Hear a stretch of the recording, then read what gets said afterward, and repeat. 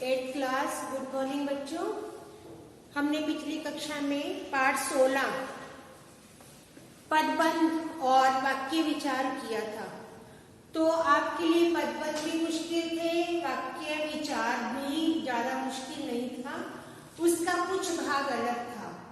तो आपने अभ्यास कार्य कर लिया होगा। तो बच्चों साथ साथ काम किया करो, साथ साथ काम करने से कभी मुश्किल नहीं आती है। एक तो काम पेंडिंग हो जाता है, फिर आप घबरा जाते हो कि काम मेरा बहुत सारा पड़ा है। तो बेटा काम साथ साथ करेंगे और ध्यान से काम सुनेंगे। सुनकर अपनी पेंसिल के साथ अपनी बुक में भर लिया करो। तो इसके बाद आज हम पाठ 17 आपकी व्याकरण की बुक में पाठ 17 विराम चिन्ह करेंगे। विराम चिन्ह आप यूज भी करते हो जब भी हम कुछ भी लिखते हैं, प्रश्न लिखते हैं, उत्तर लिखते हैं या कोई टॉपिक लिखते हैं, पत्र लिखते हैं, तब हम विराम चिन्हों का प्रयोग करते हैं। तो परंतु कई बार कई बच्चों को पता नहीं चलता कि कहाँ पर कौन सा विराम चिन्ह लगाना है। तो विराम चिन्ह का अर्थ, विराम कहते हैं ना, हम आराम कर रहे हैं, हम विराम कर रहे हैं। आराम शब्द का, विराम शब्द का अर्थ है रुकना। क्या अर्थ है? रुकना। विराम शब्द का अर्थ है बच्चों रुकना। जब हम अपनी बात कहते समय, अपनी बात पर बल देते समय, अपनी बात पर फोकस करने के लिए बीच बीच में जब रुकते हैं और उन रुकने के लिए जिन चिन्हों का प्रयोग किया जाता है उसे विराम चिन्ह कहा जाता है। क्या बोलते हैं उसे? विराम चिन्ह। क्या बोलेंगे उसे? विराम चिन्ह।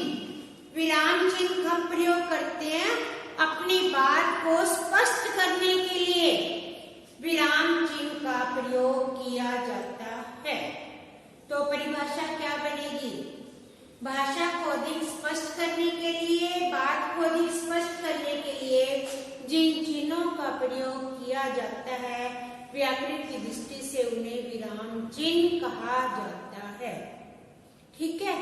तो अभी मैं आपको विराम चिन्ह के 13, 14, 15 तक भेद होते हैं और जो आप अपने निबंध लिखते समय, पत्र लिखते समय और या कुछ भी कार्य करते समय इनका प्रयोग करते हैं तो आप पहचानते भी होंगे। कई बच्चों को इसका हिंदी में मतलब नहीं पता कि इसका हिंदी में क्या नाम होता है। ये देखो, सबसे पहले ये क्या बनाया मैंने सर्कल में, एक लाइन लगाई है। ये कौन सा चिन्ह है? पूर्ण विराम। कौन सा चिन्ह है ये? पूर्ण विराम। जब हम अपनी बात खत्म कर देते हैं सिंपल वाक्य, सरल वाक्य में इसका प्रयोग किया जाता है। जैसे मैं बोल रही हूँ, इसके बाद क्या लगाएंगे? पूर्ण विराम। ये कौन सा चिन्ह है? पूर्ण विराम। ये कौन सा है? पूर्ण विराम।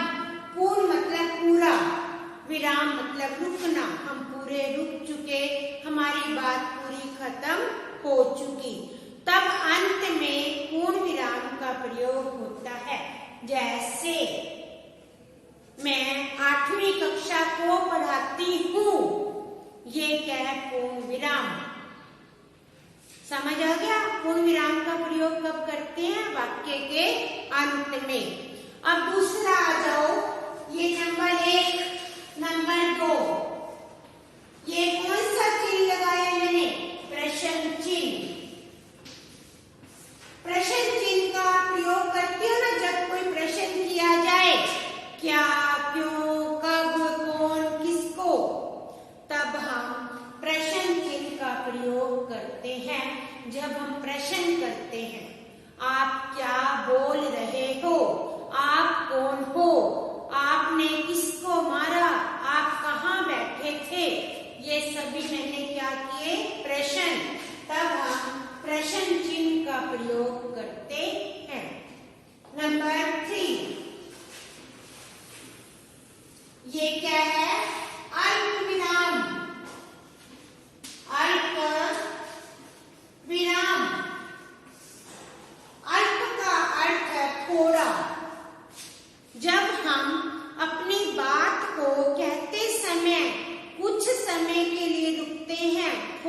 थोड़े समय के लिए एक जैसे शब्दों को अलग करने के लिए इसका प्रयोग किया जाता है।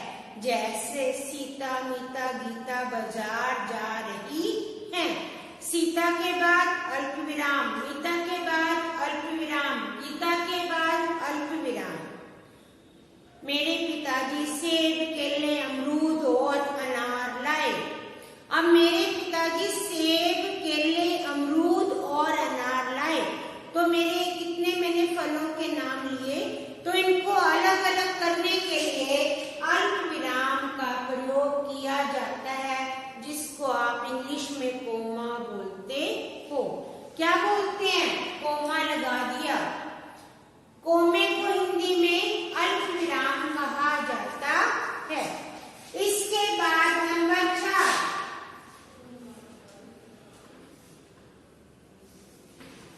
अर्धविराम।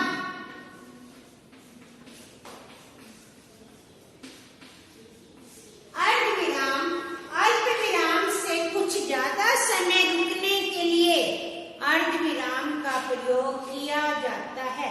जैसे भ्रष्टाचार एक अभिशाप, देश प्रथा एक अभिशाप, विज्ञान वरदान या अभिशाप। अर्थात वाक्य को स्पष्ट करने के लिए अर्धविराम का प्रयोग किया जाता है। तो प्यारे बच्चों, मैंने कितने बताए विराम चिन्ह? नंबर 1 पूर्ण विराम, नंबर 2 प्रश्न चिन्ह, नंबर 3 अल्प विराम, नंबर 4 अर्धविराम। इतना समझ आ गया? इसके बाद हम करेंगे नंबर 5। आपकी बुक में बहुत सारे दिए गए हैं। इसके बाद है नंबर 5 विस्मय बोधक।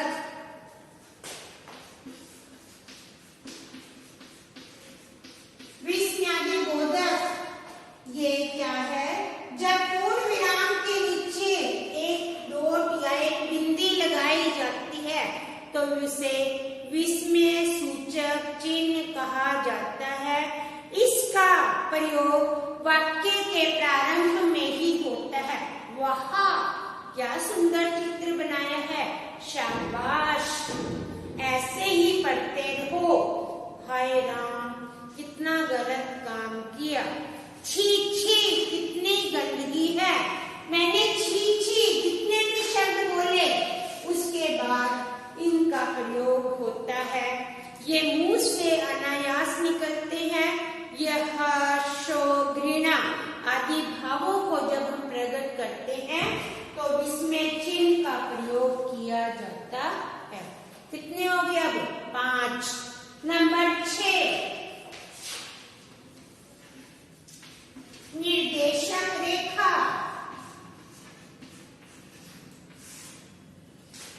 निर्देश देने के लिए ये क्या है?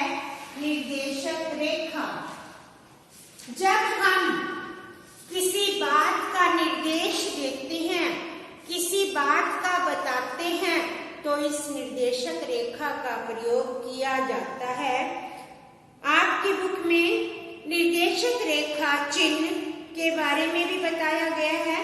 जैसे विशाखा, मुझे झज्जर जाना है। जैसे संज्ञा के 3 भेद होते हैं, हम नीचे लिखते हैं निर्देश देकर। व्यक्तिवाचक संज्ञा, जातिवाचक संज्ञा, भाववाचक संज्ञा। विशेषण के 4 भेद होते हैं निर्देशक रेखा। नंबर 1 गुणवाचक विशेषण, संख्यावाचक विशेषण, परिमाणवाचक विशेषण और सार्वनामिक विशेषण। तब निर्देशक रेखा का प्रयोग किया जाता है। अब कितने बता दिए मैंने? 6। नंबर 7 है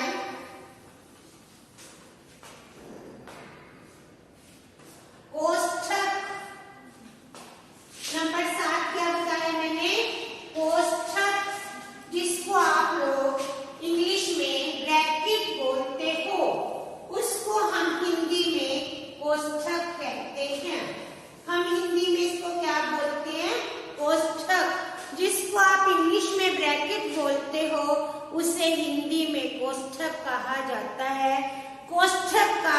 में जब कहते समय हम किसी शब्द का अर्थ बताते हैं और उस अर्थ के दो अर्थ हो किसी शब्द के, तो एक को हम ब्रैकेट में लिख देते हैं, तो इसे कोष्ठक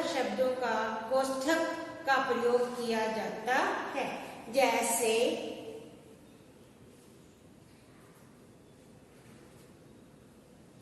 जैसे हमने लिखा कि मेरे पिताजी को बहुत गुस्सा आ गया। अब मैंने गुस्से के साथ क्रोध को क्या लिख दिया? ब्रैकेट में। जैसे दशहरे के अवसर पर मेघनाथ ब्रैकेट में इंद्रजीत का पुतला भी जलाया जाता है। पंडित जी ब्रैकेट में लिखा नेहरू जी भारत के प्रथम प्रधानमंत्री थे, तो कोष्ठक चिन्ह का प्रयोग किया जाता है। इसके बाद है लाघव चिन्ह। ये क्या है?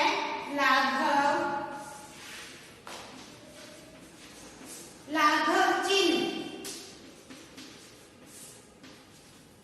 लाघव चिन्ह नंबर 8, लाघव चिन्ह। लाघव चिन्ह का प्रयोग शब्दों को छोटा रूप देकर जब हम लिखते हैं, जैसे डॉक्टर, हम डॉक्टर को कैसे लिखते हैं? डा। ये मैंने क्या लगाया? लाघव चिन्ह। पंडित पे के आगे मैंने क्या लगाया? लाघव चिन्ह। जैसे हम लिखते हैं आर के शर्मा, आर के शर्मा के बाद बीच में हम क्या लगाएंगे? लाघव चिन्ह। जब हम किसी नाम को छोटा करके लिखते हैं तो लाघव चिन्ह का प्रयोग किया जाता है। आगे बेटा समझ में इतना कितने बता दिए मैंने? 8, जिनका आप हमेशा प्रयोग करते हो। इसके बाद है नंबर 9। नंबर 9, ये देखो मैंने 2 क्या बनाए? 2 पंजे लग रही है। ये 2 है त्रुटि पूर्वक चिन्ह।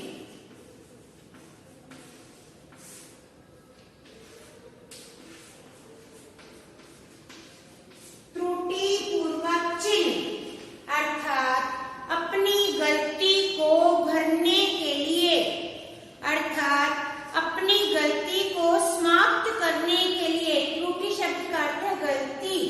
अपनी गलती को सुधारने के लिए इस चिन्ह का प्रयोग किया जाता है।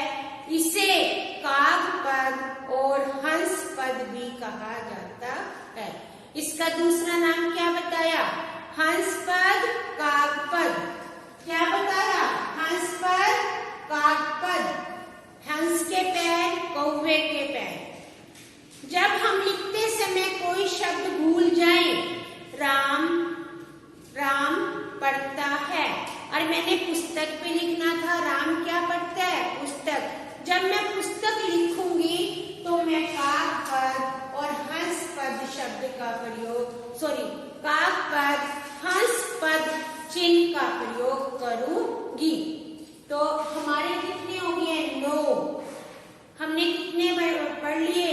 नंबर 1 पूर्ण विराम, नंबर 2 प्रश्न चिन्ह, नंबर 3 अल्प विराम, नंबर 4 अर्ध विराम, नंबर 5 विस्मयबोधक, नंबर 6 निर्देशक रेखा, नंबर 7 कोष्ठक, नंबर 8 लाघव चिन्ह और नंबर 9 त्रुटि पूरक चिन्ह। त्रुटि पूरक चिन्ह ये 9 मैंने आपको बताए। तो ये 9 समझने के बाद अभी हम और भी करेंगे, तो अगली कक्षा में हम बाकियों को करेंगे। यदि मैं इकट्ठा करूंगी तो आप समझ नहीं पाएंगे। जब तक आप बेटा अपना लेसन एक बार दोबारा पढ़ना और पहचान करना। धन्यवाद।